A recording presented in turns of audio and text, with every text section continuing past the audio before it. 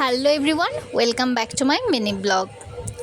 প্রথমেই বলি শুভ জন্মাষ্টমীর শুভেচ্ছা। আজকের দিনে হয়তো অনেকের বাড়িতেই এই জন্মাষ্টমী পালন করা হয়, তাই আমাদের মন্দিরেও খুব বড় করে না হলেও ছোট করেই জন্মাষ্টমী পালন করা হচ্ছে। তার কিছু মুহূর্ত তোমাদের সাথে শেয়ার করলাম। আর দেখো মন্দিরটা কি সুন্দর সাজানো হয়েছে। আর হ্যাপি বার্থডে গপু, জন্মদিনের অনেক অনেক শুভেচ্ছা।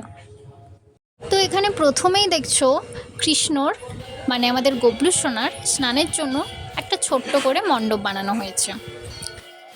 আর সামনেই দেখলে সুন্দর করে দুধ, হলুদ আরও নানা বাকি যেসব জিনিস স্নানের জন্য লাগে সেগুলো সুন্দর করে সাজানো আছে।